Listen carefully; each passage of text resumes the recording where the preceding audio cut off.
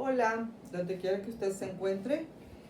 Es un privilegio estar aquí nuevamente para considerar ahora, con todo el favor de Dios, la consideración bíblico-escatológica 129, es decir, 129. Dios, en el nombre de nuestro Señor Jesucristo, le damos muchas gracias por la oportunidad de estar aquí para considerar la sección 129 de esta serie Inminente Arrebatamiento y Consagración Personal. Te rogamos que tu Espíritu Santo nos siga guiando, dirigiendo hasta en la más mínima de las ideas.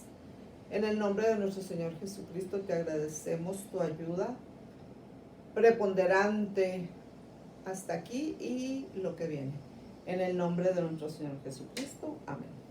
Muy bien, bueno, pues como ya dije, estamos ahora a la altura de la consideración bíblico-escatológica número 129, y en esta ocasión yo quiero tomar esta hora en primer lugar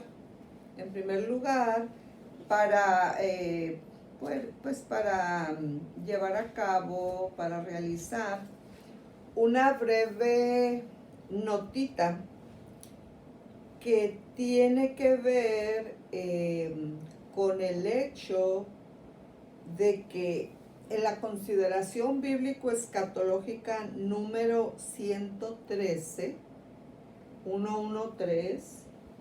113, ahorita yo estoy grabando, pues gracias a Dios, la consideración bíblico-escatológica 129, es decir, 129, pero esta nota que yo voy a decirles a ustedes y que la hago valer o la publico, pues algo de la consideración bíblico-escatológica 113 en la 129, porque ya no tuve la oportunidad, ¿verdad? Realmente ya no tuve la oportunidad de hacerlo ahí mismo en la 113. Esto es lo que se llama una fe de erratas, no ratas, erratas. Quiere decir que cuando yo reviso lo que he publicado, trato de hacerlo varias veces, cada una. Entonces, cuando yo me doy cuenta que cometí un error, pues tantas palabras que maneja uno, ¿verdad? Y luego yo tengo la tendencia a hablar muy rápido. Por eso ustedes, no sé si ya lo notaron, pues trato de hablar más calmado y más claro. Pero cuando hablo muy rápido, pues no falta que palabras se me vayan. Entonces, por ejemplo, esta realmente es una fe de erratas, no ratas, erratas, que corresponde a la sección 113, a la sección 113, realmente esta es una nota, no es una fe de ratas, porque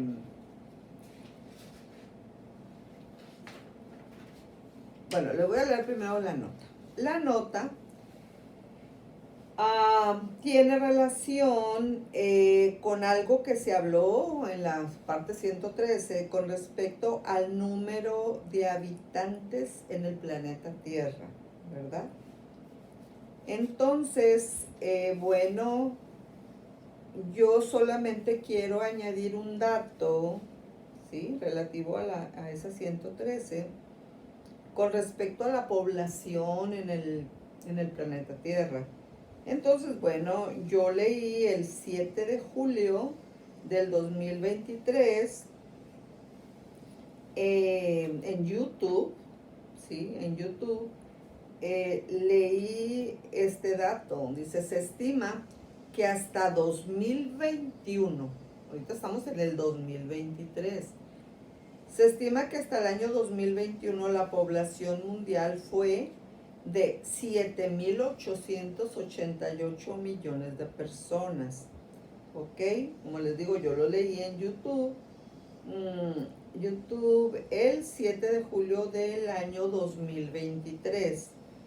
Y por alguna razón, ese dato venía insertado o muy cerca de otros, pero yo casi estoy segura que viene insertado dentro de la información de un artículo que tiene el título Entre signos de admiración. Es muy pronto, así lo titularon en el YouTube. Es muy pronto, se cierra ahí el signo de admiración y dice: científicos calculan la fecha del fin del mundo. O sea, yo realmente no tengo mucho tiempo en ponerme a leer, escribo lo que tengo que escribir o hago lo que tengo que hacer. Ahí sí estoy revisando algo, pero me llamó la atención ese título, ¿ok? Eh, es muy pronto, entre signos de admiración. Científicos calculan la fecha del fin del mundo. Creo que ellos en ese artículo decían de una fecha del año 2026, que habían hecho cálculos científicos y que ellos científicamente estaban diciendo que tenía que ver con la fecha del fin del mundo. Entonces ellos hicieron un redireccionamiento al asunto del aumento de la población, pues que hay muchas personas. Luego dijeron que sí, que por esa razón, luego como que no muy bien lo estaban aseverando. Bueno, el punto no es lo que están diciendo, ni tampoco estoy diciendo, ni tampoco yo estoy avalando porque no puedo hacerlo tampoco.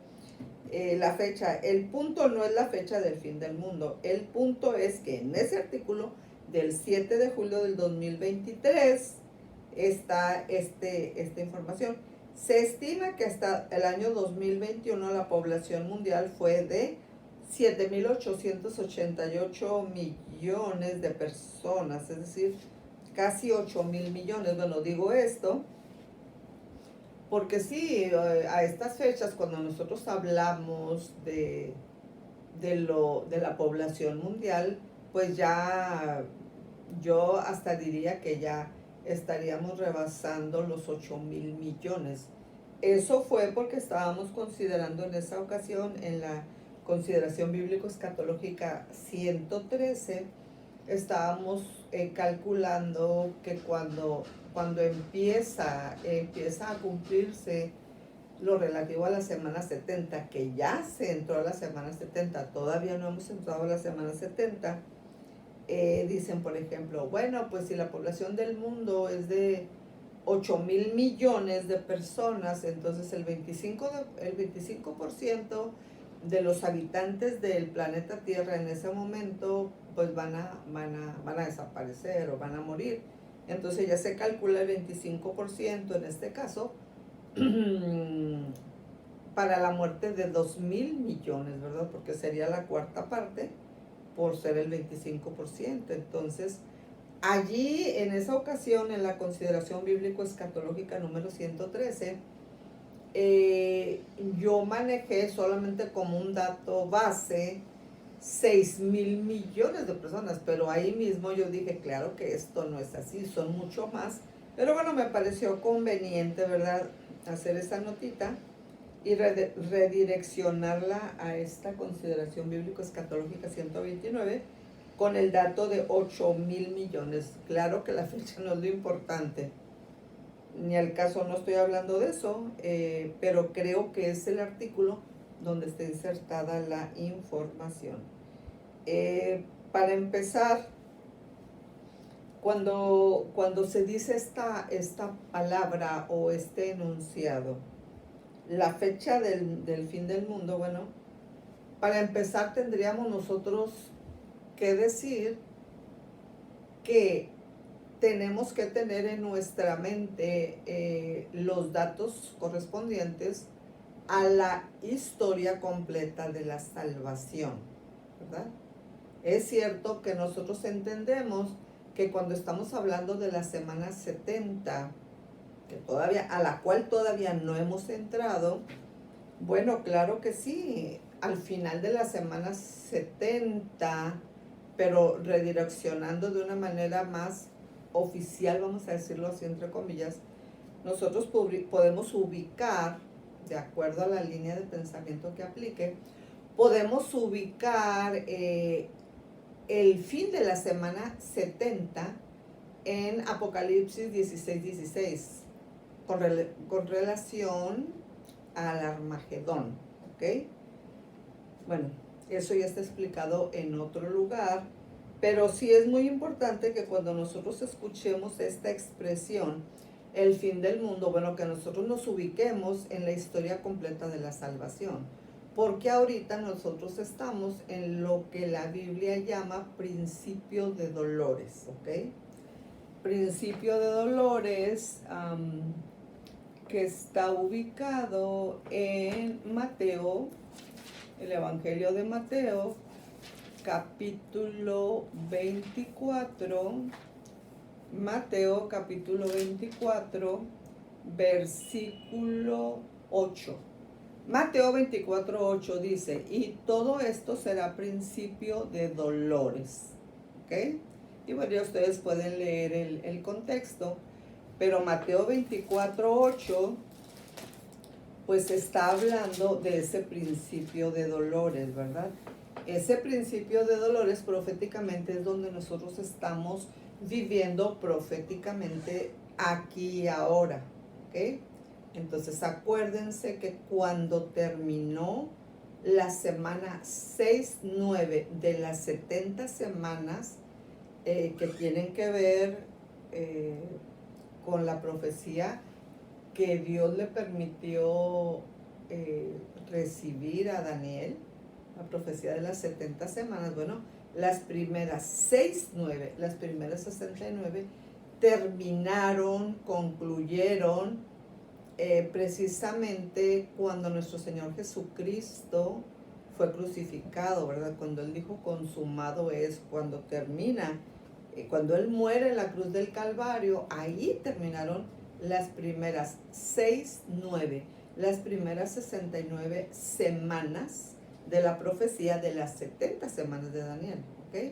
Entonces muere nuestro Señor Jesucristo, se cumplen muchas profecías, entre ellas eso de poner fin a las primeras 69 de las 70 semanas de la profecía de Daniel, y entonces al pasar eso se abre un paréntesis, ¿ok? Se abre un paréntesis que hasta nuestros días está abierto, ¿ok? Han pasado, vamos a redondear, han pasado 2000 años y el paréntesis no se ha cerrado, sigue abierto desde que nuestro Señor Jesucristo murió. Y entonces ese paréntesis está a punto, lo voy a poner abajo porque todavía no, está a punto de ser cerrado, ¿ok? Cuando ese paréntesis sea cerrado, ¿ok? Después de que esté cerrado el paréntesis, lo que continúa sería el pacto con la muerte de Israel, es decir, de los hijos de Israel, descendencia de Jacob, un pacto de Israel con el anticristo, con la muerte y la confirmación por parte del anticristo, la confirmación de ese pacto es lo que hace que empiece a moverse el segundero del reloj profético de Dios. Entonces,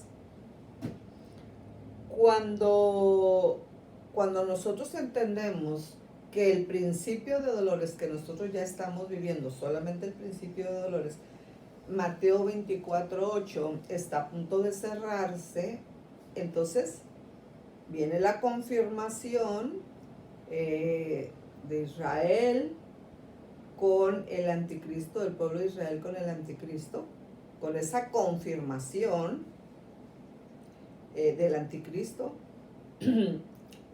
empieza a correr la semana 70, que son 7 años proféticos, es decir, formados por meses de 30 días cada mes. Entonces, empieza a correr, son 7 años, los primeros 7 años son 3 años y medio de la tribulación y el resto, es decir, los 3 años y medio restantes para completar los 7 años proféticos que forman la semana 70, cuando terminan, otra vez, en la línea de pensamiento que aplique, podríamos redireccionar ese fin de la semana 70, Apocalipsis 16:16, con el Armagedón, como aplique, y entonces, terminando la semana 70, entonces viene el juicio de las naciones, ¿ok? El juicio de las naciones, que es donde Dios va a pagar a las naciones lo que hicieron con su pueblo.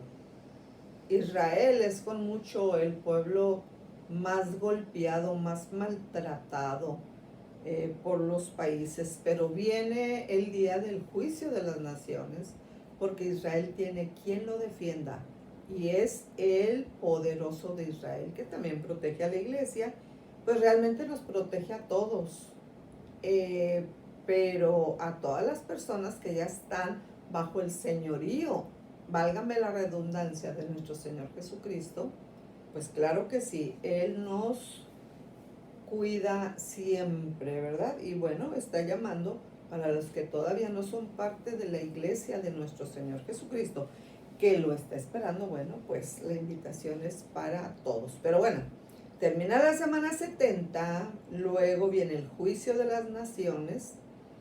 Entonces ahí los que obraron mal contra Israel, que los mandaron a los hornos de fuego, que les sacaban vivos, estamos hablando de la descendencia de Israel, descendencia de Jacob, que les sacaban estando ellos vivos, así a sangre fría, por supuesto que sin anestesia, todas las piezas dentales que tenían oro, plata, para vender ese oro, para comercializar esa plata, etcétera, etcétera. Que los cremaron, que bueno, el holocausto, ¿no? Bueno, viene un día donde Dios va a pagar todo eso en el juicio de las naciones. Por supuesto que Dios también tiene en su memoria todas aquellas personas que los protegieron cuando se dieron cuenta, ¿verdad?, de la terrible acción que se estaba cometiendo y que hasta la fecha se sigue cometiendo contra el pueblo de Israel. Entonces viene el juicio de las naciones, después de la semana 70, después del Armagedón, viene el juicio de las naciones, y entonces después del juicio de las naciones, aquellos que fueron una bendición para Israel, que los ayudaron, que los protegieron, entrarán al milenio. ¿Okay? Estamos hablando que ellos están físicamente vivos. Entonces esa es una base humana que sobrevivió a la gran tribulación y ahora está entrando viva físicamente, la base humana que entra al milenio. Y pues los que fueron encontrados culpables, pues ya tienen escrito su destino eterno, ¿verdad? Y ya se imaginarán cuál es. Bueno, después del juicio de las naciones, pues viene el milenio. En el milenio se cumple, bueno, la base humana de la administración, las primicias de la administración del reino milenial, obviamente está allí. Las primicias corresponden al pueblo de Israel, los 144,000 sellados, pero también ahí está la iglesia. Nosotros cantamos un himno que dice: nos has hecho reyes y sacerdotes y reinaremos sobre la tierra. Nosotros cantamos ese coro: y reinaremos sobre la tierra, gloria al Cordero de Dios. Claro que sí, Israel es preponderante. Los 144,000 hablan específicamente de 12,000 de cada una de las tribus de los hijos de Israel, descendientes de Jacob, pero ahí está también la iglesia. Para la iglesia, independientemente de cualquier persecución, de cualquier situación de dificultad, lo mejor viene. Aunque aún de este lado del cielo Dios nos protege, nos ayuda, nos guarda y nos bendice, pero lo mejor para la iglesia viene. Si usted todavía no es parte de la iglesia que está esperando a nuestro Señor Jesucristo por segunda vez, pues yo le invito a que haga la mejor decisión de su vida. Entonces, el milenio. Después del milenio viene la guerra postmilenial de Gog y Magog, porque acuérdense que esa guerra de Gog y Magog también nosotros la podemos observar cómo aplique y en la línea de pensamiento que aplique y que sea convergente con las más de 300 horas que ya han sido publicadas, pues también en la semana 70 nosotros vamos a ver lo relativo a la guerra de Gog y Magog, pero en cuanto a la semana 70. Aquí, después del milenio, se estaría registrando la guerra postmilenial, Gog y Magog postmilenial. Ahí a lo que se está refiriendo esta afirmación es al hecho de que los 1000 años del milenio, como su nombre lo indica, son los 1000 años que Satanás permanece en el abismo. Entonces, terminando los 1000 años, entonces Satanás es soltado y él va al término del milenio, como decía el doctor Darío Salas, entre comillas, a repartir folletitos, y hay gente que le cree. ¿Cómo es posible que habiendo vivido bajo la administración, preponderante, como aplique de nuestro Señor Jesucristo, ahí en el milenio, ahora viene al término Satanás mismo, que ha sido, vamos a decir, liberado, entre comillas, va ya al final del milenio y hay gente que lo sigue? Bueno, también en el desierto, cuando el pueblo pasó el mar en seco, después estaban adorando al becerro de oro. Entonces eso es algo que ya se vio. Y yo diría, bueno, ¿cómo es posible que mucha gente, habiendo sido tan bendecida por Dios, sencillamente por todo lo que nos ha dado, protegido, guardado, y que viene Satanás con una oferta cualquiera, los siguen a él? No puedo decir lo siguen porque yo no lo sigo. Entonces, tenemos que meditar, tenemos que considerar si el señorío de nuestro Señor Jesucristo ya está establecido sobre nuestra vida. Y si no está establecido, pues hay que entregarle el corazón, lo que pensamos, lo que sentimos y las obras de la voluntad que realizamos, porque ese señorío aplicado al intelecto, al sentimiento y a la voluntad es lo que significa que demos nuestro corazón a nuestro Señor Jesucristo en respuesta a la petición que Él nos hace en Proverbios 23:26. Dame, hijo mío, tu corazón.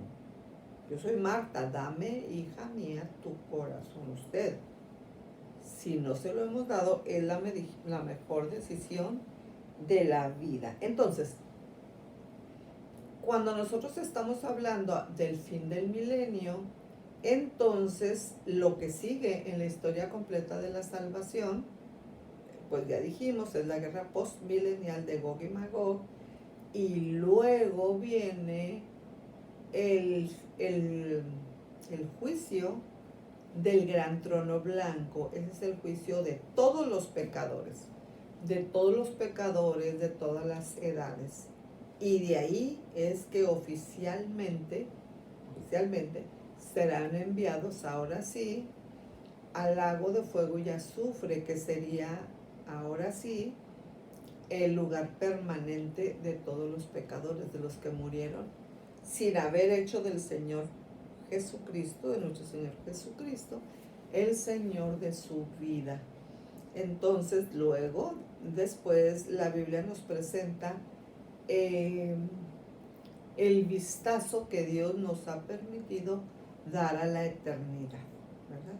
Pues no nos lo ha dicho todo, pero sí, un vistazo eh, de, de lo que Dios nos ha permitido ver de la eternidad. Por eso les digo que cuando nosotros hablamos del fin del mundo, bueno, lo primero que tenemos que decir es que sí, en efecto, después de la semana 70, o sea, después de que se cumpla la semana 70, que viene más rápido de lo que nos imaginamos, pero todavía no inicia, nuestro mundo no va a ser así como lo hemos conocido.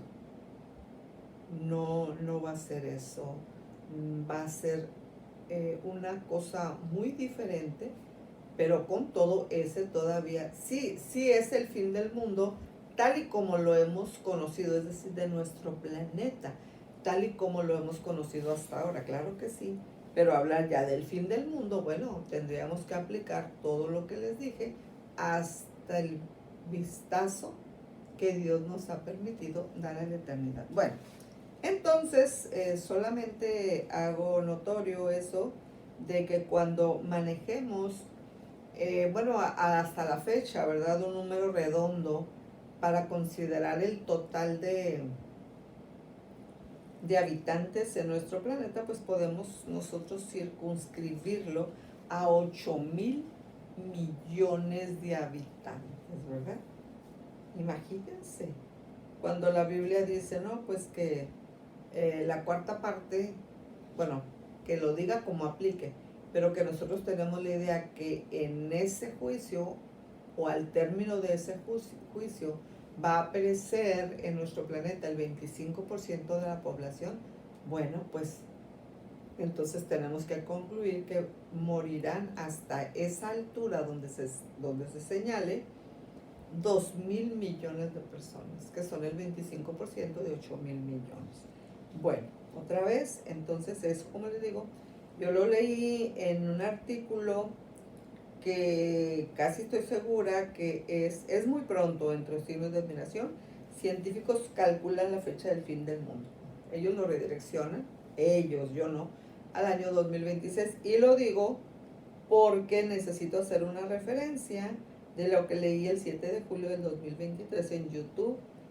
Y casi estoy segura de que fue bajo ese artículo de esos científicos, ¿ok? Pues el día y la hora cuando viene nuestro Señor Jesucristo, dice la Biblia que nadie lo sabe, ¿verdad?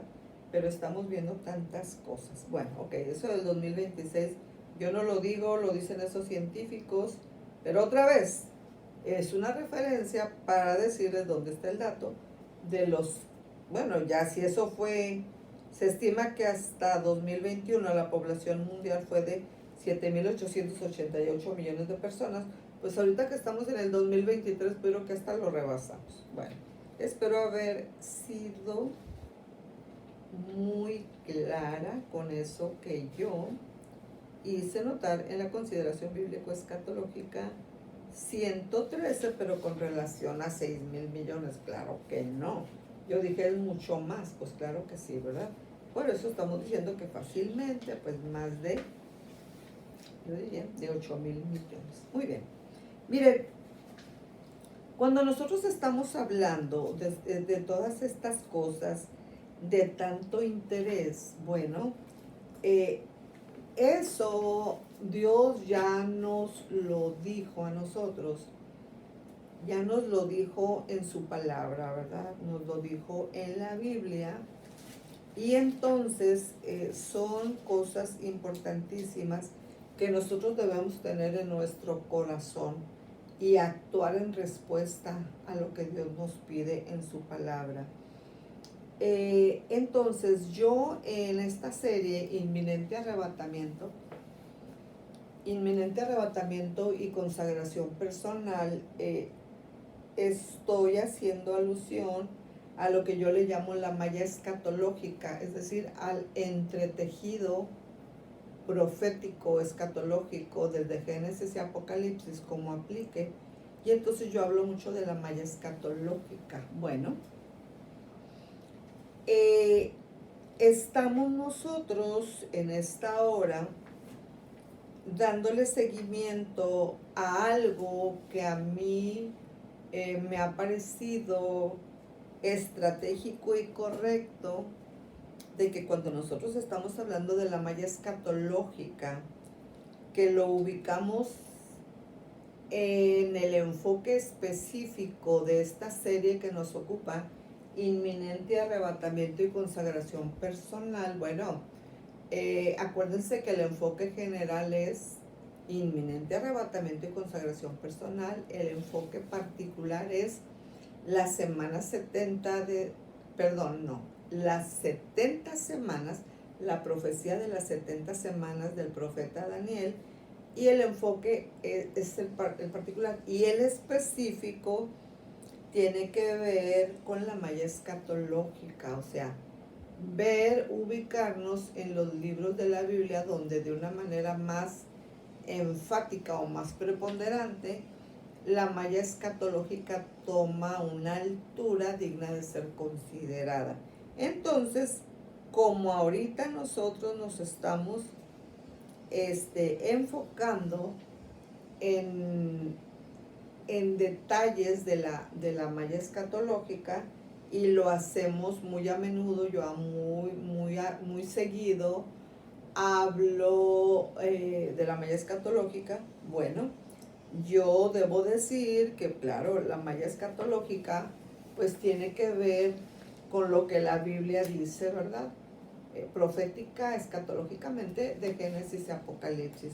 Entonces, en esta hora, yo voy a hacer un redireccionamiento al asunto de la Biblia en sí misma, para que nosotros observemos todo lo que Dios ha hecho a través del tiempo, a través de la historia, para permitir que nosotros tengamos en nuestras manos esta palabra, que es la palabra de Dios. Yo tengo aquí a la mano la Biblia para la predicación, es la Reina Valera del 60, y esta Biblia, la Biblia para la predicación, bueno,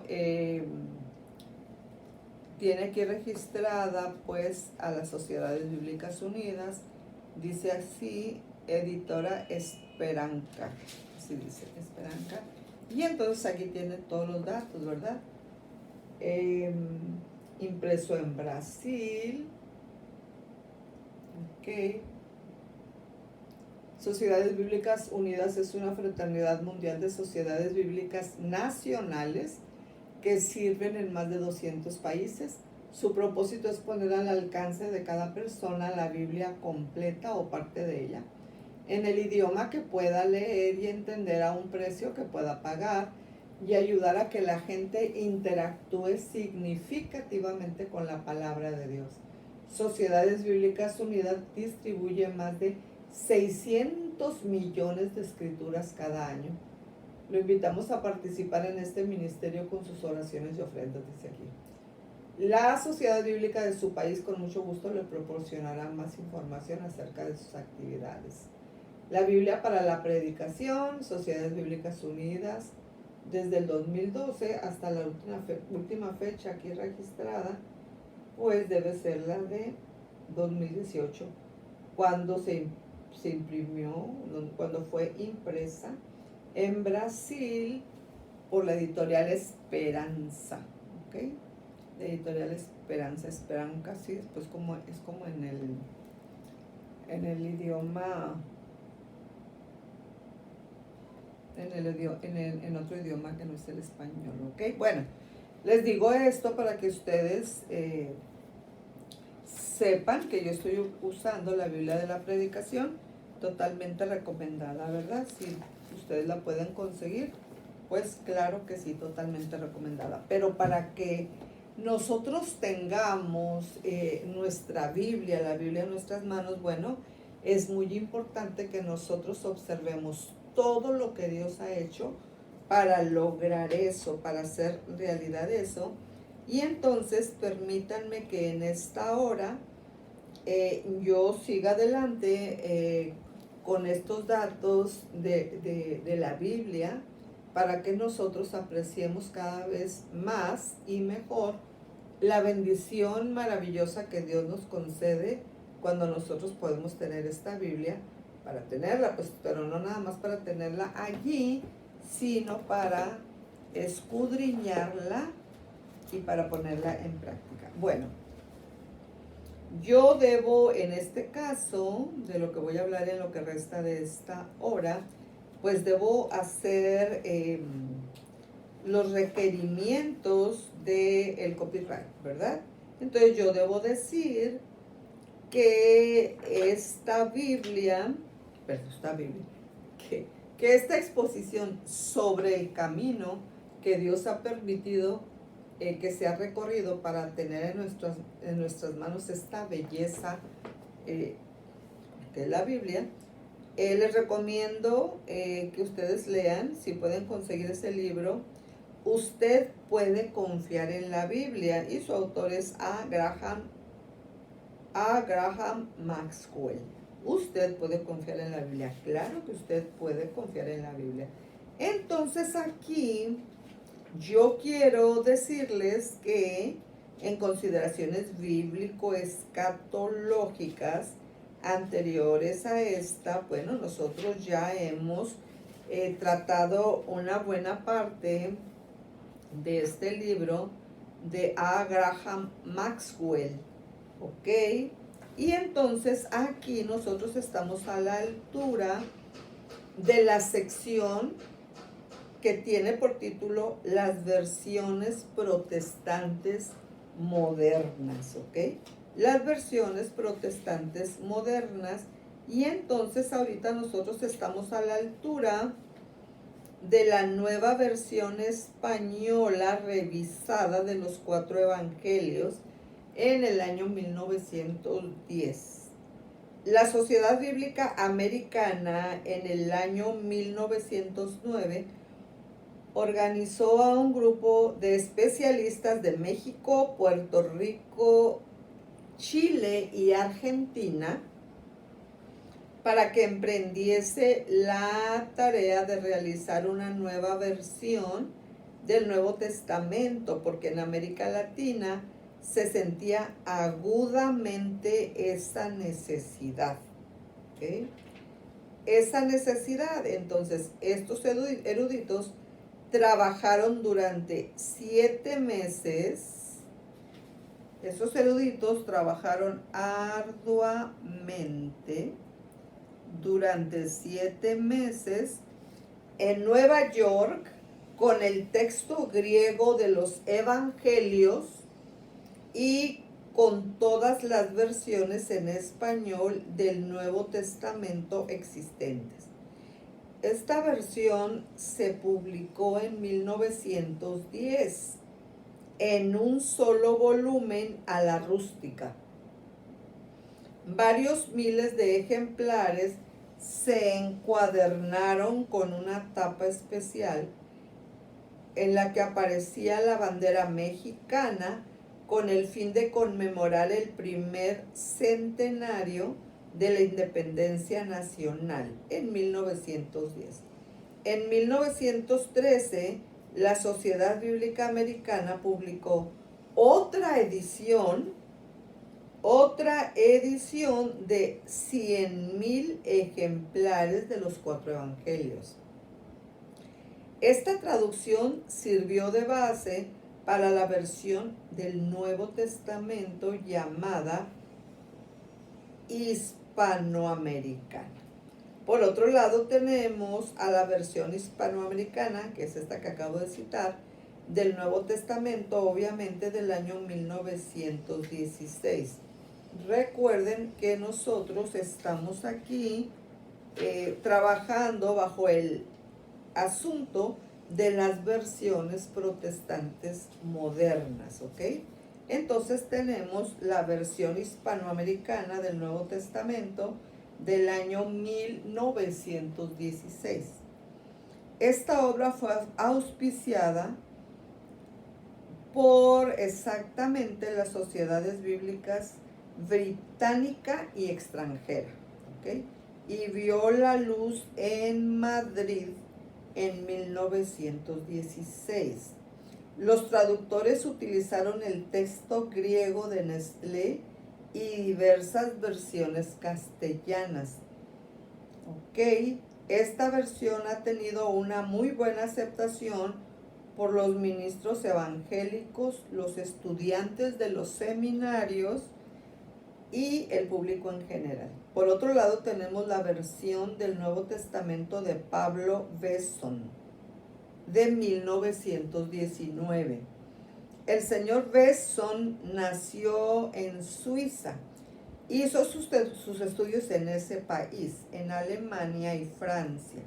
En el año 1881 fue a Argentina como misionero. Dominaba muy bien el idioma griego del Nuevo Testamento. Para su traducción utilizó el texto griego llamado Textus Receptus, es decir, texto recibido, de los códices bizantinos de Erasmo. ¿Okay? Esta traducción se publicó en Buenos Aires en 1919. Don Pablo Besson murió en la ciudad mencionada en el año 1932. Luego tenemos la versión en castellano popular. Por el año 1944 se inició en México una activa y bien dirigida campaña de alfabetización. Como resultado de ella, cientos de miles de personas de todas las edades aprendieron a leer. La sociedad bíblica, siempre atenta a las nuevas necesidades de toda población, sin la palabra de Dios, ¿ok?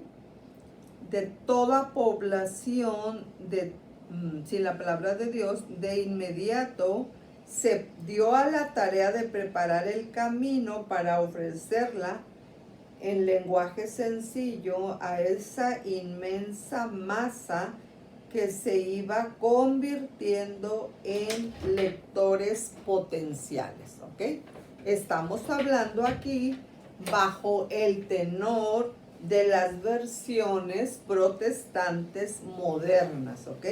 Entonces, bajo ese tenor de las versiones protestantes modernas, tenemos también que el doctor Eugenio A. Nida, director del Departamento de Traducciones de la Sociedad Bíblica Americana, y el señor Asael T. Marroquín, director de la Agencia Bíblica en México, tomaron las disposiciones necesarias para traducir trozos escogidos de los evangelios y dirigirlos a la impresión, pues, para imprimirlos en hojas sueltas, en tipo grande, a fin de distribuirlas entre el nuevo público lector.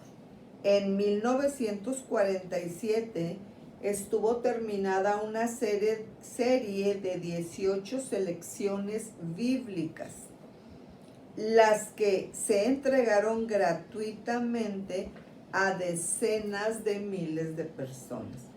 En vista del éxito de esta serie, en 1954 se terminó la traducción del Evangelio de San Lucas y se realizó la primera edición con el título de Las Buenas Noticias acerca de Jesucristo según Lucas. En 1955 se publicó la Epístola a los Romanos con el título de La Carta del Apóstol Pablo a los Romanos. Después de 20 años de preparación bajo los auspicios de la Sociedad Bíblica Americana y de las sociedades bíblicas en América Latina, se publicó en 1966 la versión popular del Nuevo Testamento, titulada Dios llega al hombre y destinada al público de toda América Latina. Ha tenido muy buena acogida. Pero otras traducciones recientes nos colocan en el año de 1964, cuando se publicaron en Buenos Aires los evangelios traducidos por Mateo Pardia y Alfredo B. Truso, ambos católicos. También en 1964 se imprimió una versión de la Biblia traducida por un grupo de especialistas bajo la dirección de Fr. Evaristo M. Nieto. En 1965 vieron la luz los Evangelios en Guadalajara, traducidos por Fr. Agustín M. Magaña. En 1966 se publicaron los Salmos, los Proverbios y los Hechos de los Apóstoles. Estos tres últimos se publicaron en la Ciudad de México. En 1967, la editorial de Schlede-Brouwer, Bruselas, publicó una versión de la Biblia traducida por un grupo de eruditos, quienes tomaron como base la excelente versión católica de la Biblia francesa llamada la Biblia de Jerusalén. La editorial Herder de Barcelona publicó en 1968 una traducción ecuménica del Nuevo Testamento preparada por Serafín de Aucejo y otros 3 colaboradores.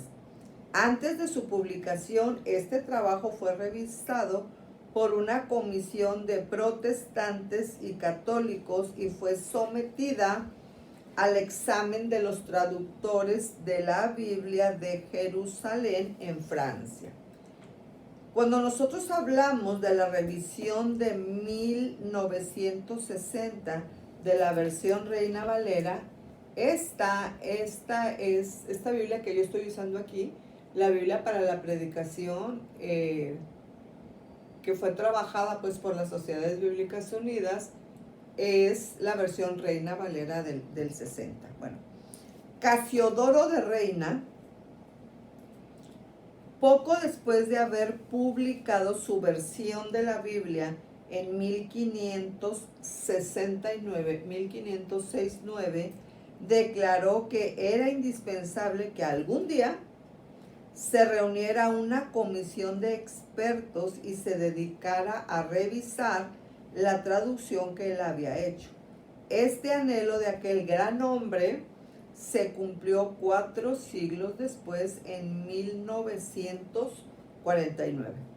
En ese año se nombró un comité revisor formado por dirigentes de las iglesias de toda la América Latina, cuyos miembros, con la colaboración eficiente de más de 80 consultores para el Nuevo Testamento y de más de 60 para el Antiguo Testamento, se dedicaron con todo fervor y dedicación a la tremenda tarea de revisar el castellano de la Biblia Reina Valera, con el loable propósito de ponerlo al día con los usos modernos del idioma.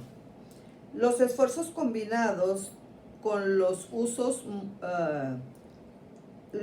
esos esfuerzos a los que hicimos alusión, los esfuerzos combinados de estos especialistas duraron unos 10 años y como resultado se publicó en 1960 la última revisión de la antigua versión de Casiodoro de Reina de 1569, revisada en 1602 por Cipriano de Valera y vuelta a revisar en 1862 y en 1909.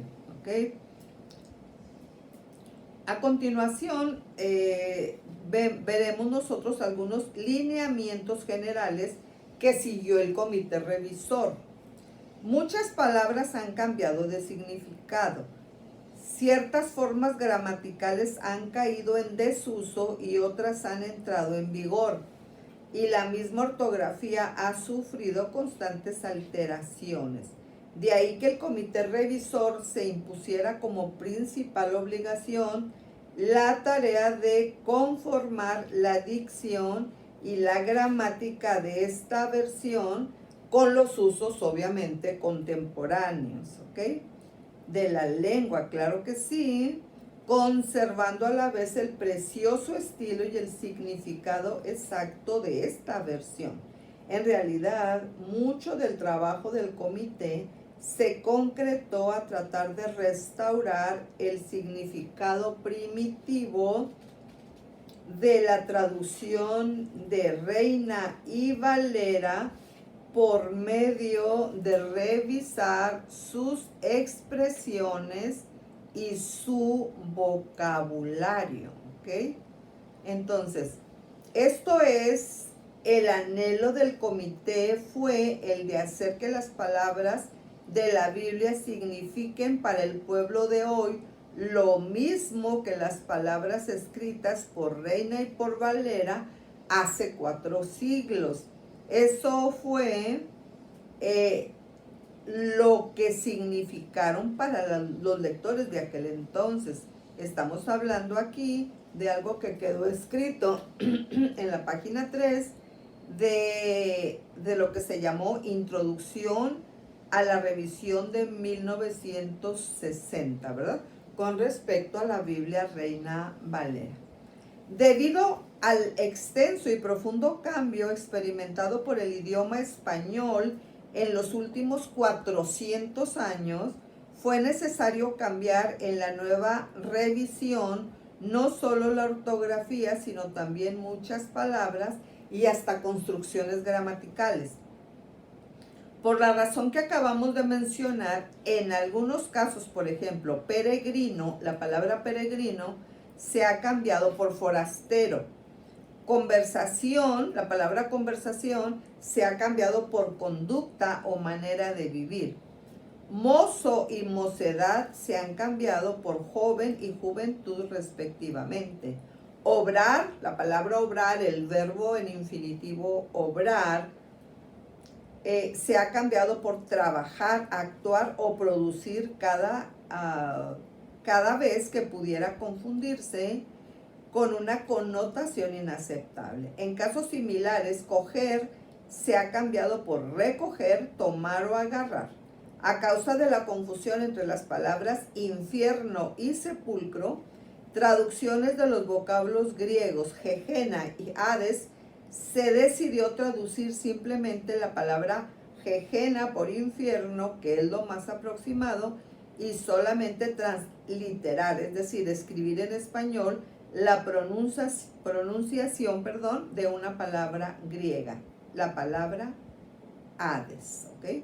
De la misma manera, en el Antiguo Testamento, en el caso del término Seol o Sheol, que significa morada de los muertos y no sepulcro ni infierno, como indistintamente se traduce en la edición de 1909, el comité decidió transferirla en vez de traducirla para evitar así serias equivocaciones. Y eso quedó escrito en la página 58 de lo que se ha titulado Nueva Luz en la Antigua Lámpara. Muy bien, hasta ahí voy a terminar para proceder a cerrar esta consideración bíblico-escatológica número 129. Recuerden que aquí, en este libro de Abraham Maxwell, usted puede confiar en la Biblia, estamos viendo todo o casi todo lo que Dios ha permitido, los trabajos de años y años para que su palabra que ha llegado a nosotros, pues gracias a Dios, siga diciéndonos en nuestro idioma lo que dijo hace siglos en el original. Entonces, gracias a Dios y gracias a Dios, claro que sí, pues porque Él nos ha dado su palabra, nos la ha dado clara y pues nos ha bendecido con el trabajo de tantas personas que han logrado que hasta nuestros días nosotros tengamos la Biblia totalmente entendible en nuestro idioma. ¿Por qué Dios ha permitido tanto trabajo tan arduo, tan difícil? Bueno, porque Él quiere decirnos claramente, de una manera, en un español correcto, perfecto, lo que es bueno para nosotros. Así que lo menos que nosotros podemos hacer es responder a ese esfuerzo que Dios ha permitido para darnos esta bellísima Biblia, siendo entendida claramente aquí y ahora, pues atesorarla, escudriñarla y ponerla en práctica. Muy bien. Con esto yo voy cerrando la consideración bíblico-escatológica 129 y lo hago con nuestra frase que está indicando la fase final de esta consideración bíblico-escatológica. La persona que voluntariamente decide no consagrarse a nuestro Señor Jesucristo bajo la dirección del Espíritu Santo, automáticamente empieza a consagrarse a Satanás, y eso no es conveniente de ninguna manera. Entonces, yo termino haciendo esta invitación.